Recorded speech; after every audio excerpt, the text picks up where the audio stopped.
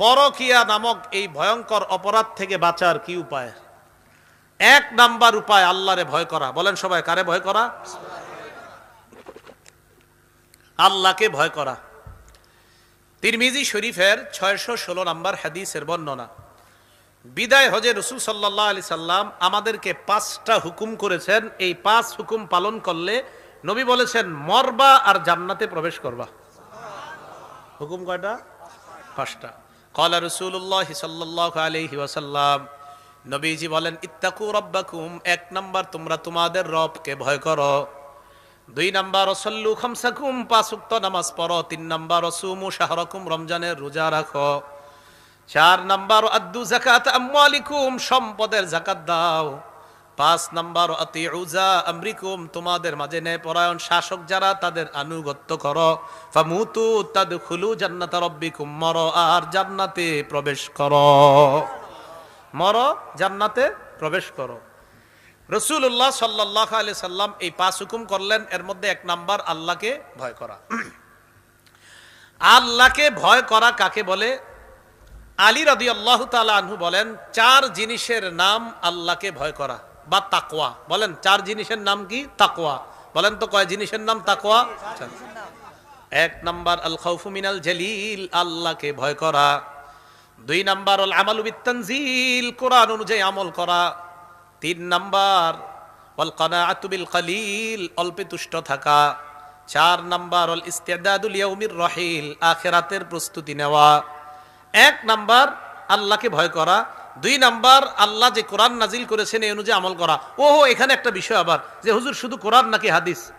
ঝামেলা লাগাই দিবে আবার একদম।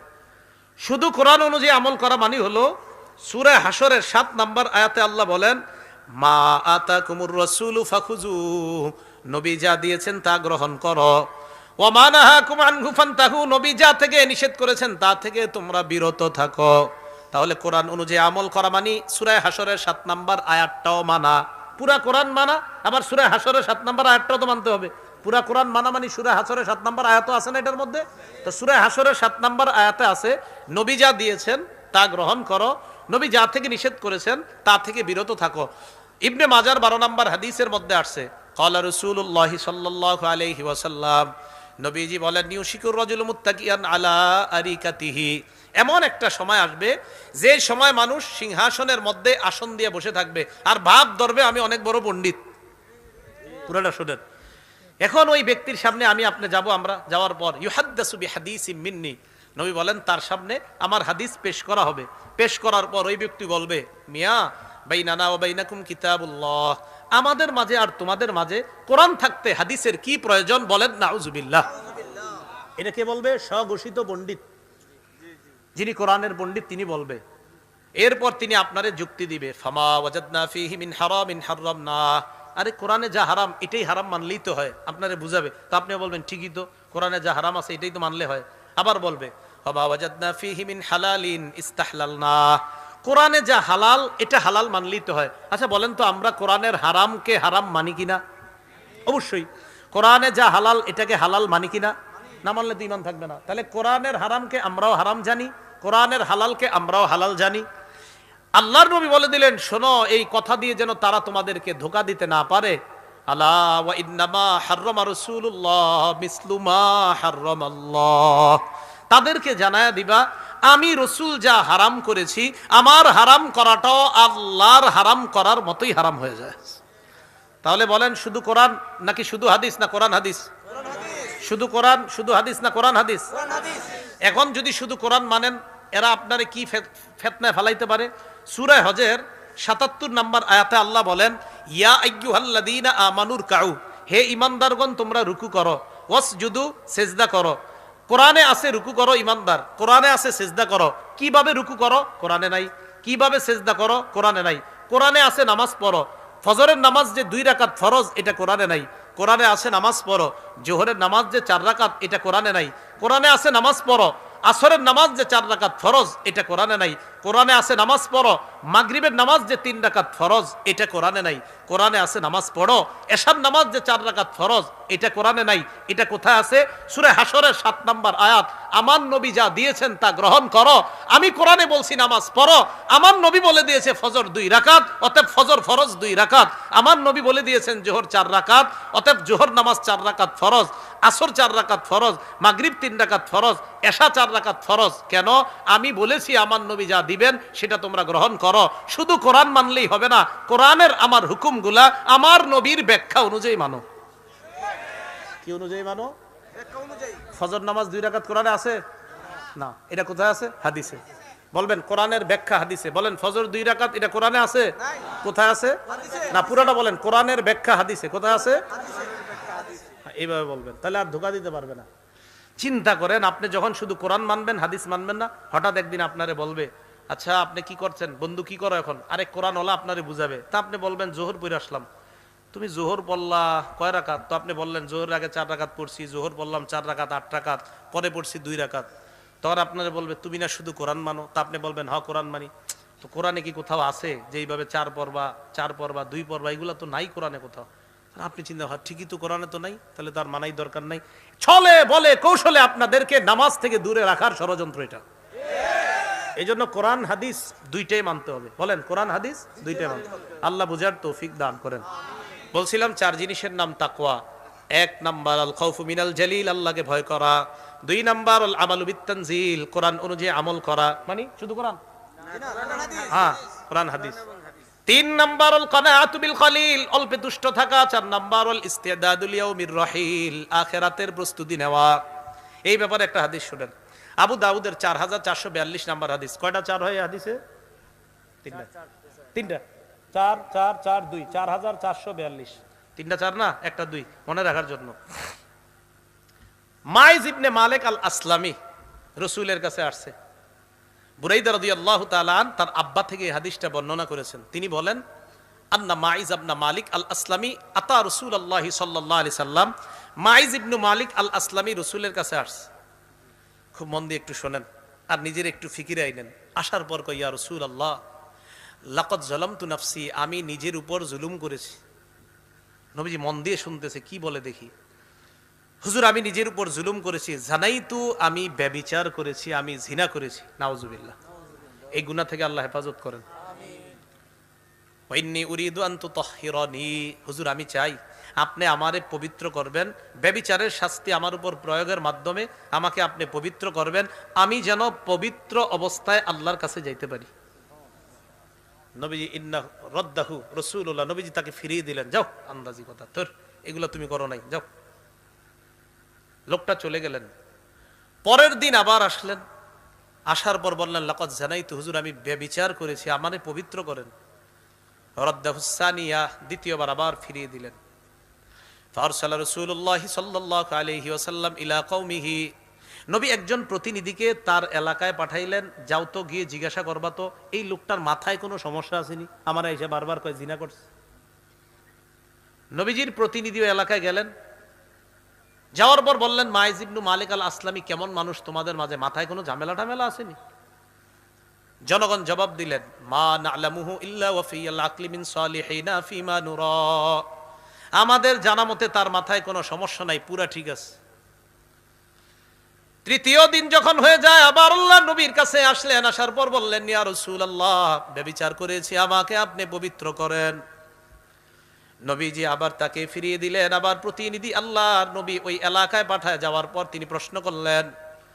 জনগণ জবাব দিলেন আন্নাহু লা বা'সা বিহি ওয়ালা বিআকলিহি, তার মাথায় কোনো সমস্যা নাই, তার আকলেও কোনো সমস্যা নাই। ফালাম্মা কানা রাবিআ, চতুর্থ দিন হওয়ার পর হাফারা লাহু হুফরা, নবী তার জন্য একটা গর্ত খনন করলেন। গর্তের মধ্যে তাকে রেখে আমারুন নাস ফারুজিমা, আল্লাহ নবী মানুষকে বললেন যেন তাকে পাথর মারা হয়, পাথর মেরে তাকে হত্যা করা হয়, জিনার শাস্তি প্রয়োগ করা হয়। এই লোকটা জিনার শাস্তি নিয়ে দুনিয়াতে যাওয়ার পর এক নারী আসছে নবীজির কাছে, গামিদিয়া গোত্রের। এই নারী আল্লাহ নবীর কাছে এসে বলে ইয়া রাসূলুল্লাহ লাকাদ জানাইতু তাহহিরনি, আমি ব্যভিচার করেছি, আমাকে আপনি পবিত্র করেন।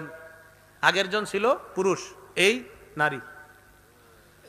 ইন্নাহু রাদ্দাহা, আল্লাহ নবী তাকে ফিরিয়ে দিলেন। ফালাম্মা কানা মিনাল গাদ, পরের দিন ওই নারী আবার আল্লাহ নবীর কাছে আসলেন। আসার পর নবীকে বললেন, লিমা তারুদ্দুনি, কেন আপনি আমাকে ফিরিয়ে দিচ্ছেন? লাআল্লাকা আন তারুদ্দানি কামা রাদাত্তা মাইজান, হয়তো আপনি আমাকে এমন ভাবে ফিরিয়ে দিচ্ছেন যেমন ভাবে আপনি মাইজকে ফিরিয়ে দেন। নবীজি যখন এই কথা শুনতেছিলেন, এক পর্যায়ে ওই নারীটা বলে, ওয়াল্লাহি ইন্নী লাহুবলা মিনাজ জিনা, ইয়া রাসূলুল্লাহ, আল্লাহর কসম, বেবিচার করার কারণে আমার পেটে এখন সন্তান। বেবিচারের কারণে পেটে সন্তান। হুজুর আর কিভাবে বললে বিশ্বাস করবেন? নবীজি বললেন, আচ্ছা ঠিক আছে, ইম্মা লা হাত্তা তালিদি, তাহলে এখন না, যাও, তোমার সন্তান হওয়ার পর তুমি আসবা। এই জায়গায় একটু আসেন, আমরা সবাই এই হাদিস থেকে শিখি। একটা ভ্রূণ হত্যা যেটা অবৈধ, পেটের মধ্যে ভ্রূণ হত্যা নবী সমর্থন করেনি, করছে? সবাই চুপ। ভ্রূণ হত্যা সমর্থন করছে? আপনারা তো ডেলি করেন। ভ্রূণ হত্যা নবী অবৈধ, এটা অবৈধ, একটা অবৈধ ভ্রূণ পেটে, নবীজি এটাকেও সমর্থন করে নাই। বললেন, যাও, হাত্তা তালিদি, সন্তান হবে, পরে আসবা, পরে বিচার হবে। তাহলে কি বুঝলাম? আল্লাহ রাসূল সাল্লাল্লাহু আলাইহি সাল্লাম অপরাধী যারা, তাদের অপরাধের শাস্তি তাদেরকে দিবেন, কিন্তু অপরাধের মাধ্যমে যে দুনিয়াতে আসবে তার সম্পূর্ণ অধিকার নবী নিশ্চিত করছেন। হাত্তা তালিদি, তোমার সন্তান জন্ম হবে, তারপর আসবা। এই মহিলা অপেক্ষা করতেছে, অপেক্ষা করার পর সন্তান জন্ম নিস। আতাতহু বিল ওয়ালাদি ফি খিরকা, কাপড়ের মধ্যে সন্তানটারে নিয়ে নবীজির কাছে আয়েশা কয়, হাযা ক্বাদ ওয়ালাদতুহু, হুজুর এই যে এই সন্তানটা আমি জন্ম দিছি। নবীজিরে বলতেছে, তাড়াতাড়ি বিচার করেন, আমারে পবিত্র বানান। সুবহানাল্লাহ। নবীজি বললেন, হ্যাঁ ঠিক আছে, এখন না, নিয়ে যাও এটারে। আরদিহি হাত্তা তাফতিমি, দুধ পান করাও, দুধ ছাড়া অনুরাগ পর্যন্ত দুধ পান করাও। এখান থেকে আমরা দ্বিতীয় শিক্ষাটা পাইলাম, শিশুর অধিকার, মায়ের দুধ। আল্লাহ নবী এই অধিকার থেকে শিশুকে বঞ্চিত করে নাই। আমাদের অধিকার হলো ল্যাকটোজেন 1 2 3। শিশুর অধিকার মায়ের দুধ। মা দুধ পান করানো থেকে ওই শিশু বঞ্চিত হবে, তাই মাকে শাস্তি দিচ্ছে না, আগে দুধ পান করাও, আসবা, পরে তোমার বিচার হবে। তাহলে শিশুর অধিকার দুধ, এই অধিকার থেকে আল্লাহ রাসূল শিশুকে বঞ্চিত করেননি। জি, এটা আমাদের নবী সাল্লাল্লাহু আলাইহি সাল্লাম। যাও, দুধ পান করাও, পরে আসো। মহিলা নিয়ে গেছে, দুধ পান করাইছে, করানোর পর ছেলেটাকে নিয়ে আসছে। আনার পর নবীজি সাল্লাল্লাহু আলাইহি সাল্লামের কাছে আসার আগে নারী চিন্তা করতেছে, এবার গেলে যে আল্লাহ নবী কি করে আল্লাহ জানে। আগে থেকে একটা রুটির টুকরা হাতে দিয়ে দিস, নবী যেন দেখলে বুঝতে পারে না এই সন্তান এখন অন্য খানা খাইতে পারে। নবীজির কাছে আসছে, আসার পর বললেন, ইয়া রাসূলুল্লাহ, হাদা ক্বাদ আকালাল খুবজা, এই যে দেখেন এই ছেলে এখন রুটি খাইতে পারে। নবীজি বললেন, হ্যাঁ এবার ঠিক আছে। দাফাস সাবিয়া ইলা রাজুলিম মিন আসহাবিন নবী সাল্লাল্লাহু আলাইহি ওয়াসাল্লাম, শিশুটাকে আল্লাহ নবী একজন সাহাবীর কাছে দিলেন, সাহাবী যেন তাকে লালন পালন করে, রমনার পারে গিয়ে ফালায়া দেয় নাই। কি ভাই বুঝে আসছে? তাহলে ভ্রূণ হত্যা নবী সমর্থন করলেন না। মায়ের দুধ, সন্তানের অধিকার, এই অধিকার থেকে শিশুকে নবী বঞ্চিত করলেন না। 3, এই সন্তানটা কোনো ডাস্টবিনের মধ্যে নবী ফেলে দিলেন না, একজন সাহাবীকে দায়িত্ব দিলেন লালন পালন করার। তিনি আমাদের নবী। হুফিরা লাহা ইলা সাদরিহা, এই নারীর জন্য বুক পর্যন্ত গর্ত করা হলো, নারীকে ওই গর্তের মধ্যে রাখা হলো। আমার অন্নাস ফারাজামুহা, নবী জনগণকে আদেশ করলেন, পাথর মারো। পাথর মারা শুরু করলো। ফায়ুকবিলু খালিদ ইবনুল ওয়ালিদ বিহাজারিন ফারামা রাসাহা, খালিদ ইবনুল ওয়ালিদ একটা পাথর নিয়ে আইসা ওই নারীর মাথা বরাবর মারছে।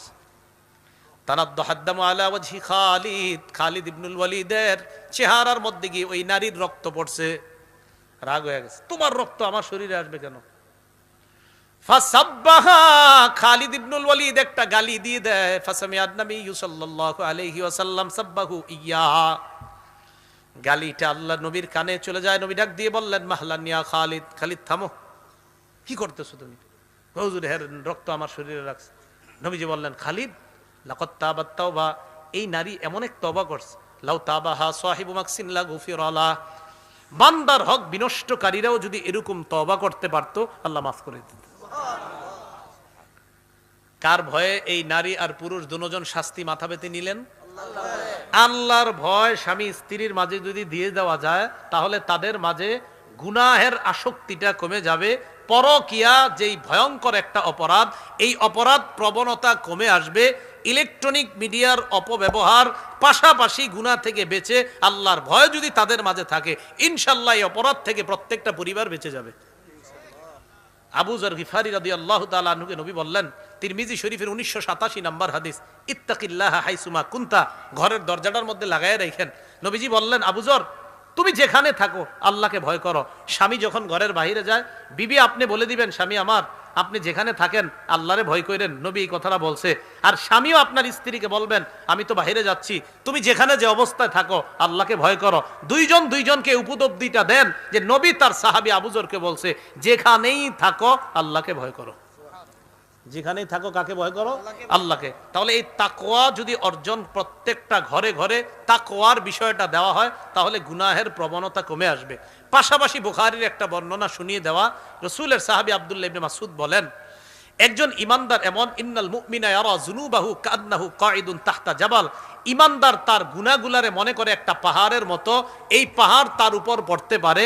আর পাপাচার গুনাহকে মনে করে একটা মাছির মতো, ইয়ারা কান্নাহু, পাপাচার যে সে মনে করে যে এটা একটা কাযুবাবিন, একটা মাছির মতো, মাররা আলা আনফিহি, যে মাছিটা তার নাকের সামনে দিয়ে চলে গেছে আবার চলে আসছে। তাহলে বলেন তো আজকে থেকে আমরা গুনাহকে কিসের মতো মনে করব? পাহাড়। আর পাপাচার গুনারে মনে করবে মাছির মতো। যখন মাছির মতো মনে করবে, চিন্তা করবে, থুর হুজুরে বয়ান করলে কি না করলে কি, আমি আগেও মায়াদের সাথে কথা কইতাম, এখনো কমু, হে কইলেও কমু, না কইলেও কমু। কেন? তার কাছে গুনাহ মনে হয় মাছির মতো। আর ইমানদার চিন্তা করবে, না, আমার দ্বারা যেন সামান্য অপরাধ না হয়, কারণ এই সামান্য অপরাধ আমার কাছে পাহাড়ের মতো। কথাগুলো মনে থাকবে।